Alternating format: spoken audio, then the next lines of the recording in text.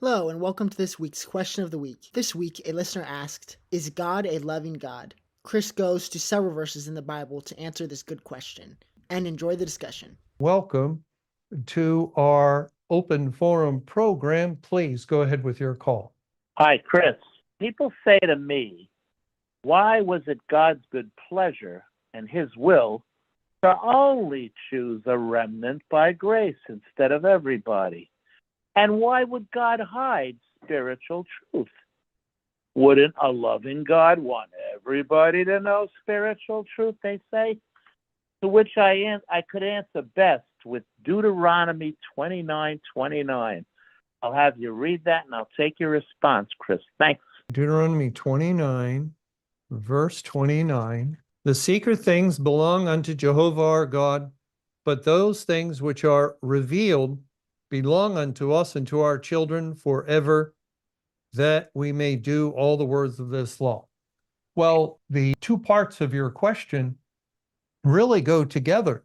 It is because God has chosen a certain people, a specific number that the Bible calls few, that they are the ones granted understanding. They're given wisdom. They're given ability to discern the hidden things of God. If we go to Matthew 13, the disciples asked Jesus this question in verse 10, and the disciples came and said unto him, why speakest thou unto them in parables? He answered and said unto them, because it is given unto you to know the mysteries of the kingdom of heaven, but to them it is not given. And again, given unto you, the disciples who are really representing the elect, who are few. And when Christ would speak parables, he would speak to the multitudes, and the multitudes would go away. We read in, here it is, in Matthew 13:34, all these things spake Jesus unto the multitude in parables, and without a parable spake he not unto them, that it might be fulfilled which was spoken by the prophet, saying, I will open my mouth in parables, I will utter things which have been kept secret from the foundation of the world. Then Jesus sent the multitude away and went into the house, and his disciples came unto him, saying, declare unto us the parable of the tares of the field. He answered and said unto them, he that soweth the good seed is the Son of Man, and so forth. He begins to explain the parable to the disciples, to few, after he sent the multitude away. The multitude heard the parable. They were given the word in its mysterious form, unexplained, uninterpreted. But then after the multitude goes away, Christ expounds the parable to the few disciples. And really, I think that's all part of the teaching here. Many are called, few are chosen. And so for the many, the Bible, it remains mysterious. Its secrets are hidden from their understanding. They cannot discern.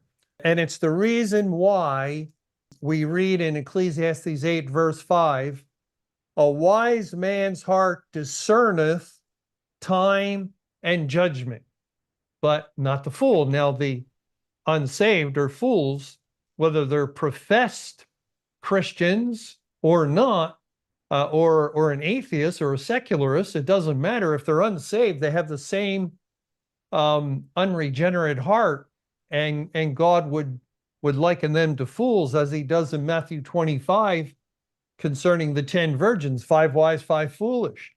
Of course, the 5 foolish aren't atheists. They're not secularists. They're Christians. They're representative of professed Christians who are unsaved. They have lamps. Thy word is a lamp unto my feet. The world doesn't have the Bible, the lamp. It's those in the churches, the professed Christians in the churches. The only problem is They don't have oil. They don't have oil. And without the Right. oil, they can't light the lamp. And so it's as though you're reading the Bible in the dark. If we turn all the lights off in here, and I might be able to make out a couple of things, but not much because it's dark. And that's the nature of a sinner's heart. He's in darkness, ignorance of understanding, it says in Ephesians 4:18, and blindness of heart. And so that's the situation with the multitude. It's due to their unsaved condition. They cannot understand spiritual things. The unsaved condition means they're dead in spirit. The Bible is a spiritual book. The Holy Spirit guides into truth using the methodology, compare spiritual with spiritual. And the child of God has the Spirit within, a new born again heart, and the Holy Spirit indwelling in order to discern matters of time and judgment, or the hidden things of God, the secret things, the mysterious things of the Bible. And the unregenerate, the unsaved individual does not. That's what it comes down to. Now, why did he only save a few and not many? Well, that's God's business. And really almost implied in the question is the idea that God's not just. Oh, a just God would have saved everyone, or he certainly would have saved many rather than just few. Yeah, says unjust man, says wicked man whose heart is deceitful and desperately wicked. Above all things, man has no sense of justice, no sense of righteousness, no real understanding of God's goodness and perfect righteousness and justice and holiness. God does everything perfectly and righteously, and so according to his good pleasure, he determined. Now you have to understand this, first of all, that there's a world of rebels. Everyone, all have sinned and fallen short of the glory of God. None are righteous. No, not one. None are good. Everyone deserves death. The wages of sin is death, and all have sinned. All are deserving of death. And it's not like, God saved a few because they were the only good people. Wrong. There were none good, no good people. It's not like God saved a few because they were the only righteous ones. Again, wrong. There are none righteous. No, not a single soul, not one man in all the world of himself since the fall of Adam is righteous in God's sight.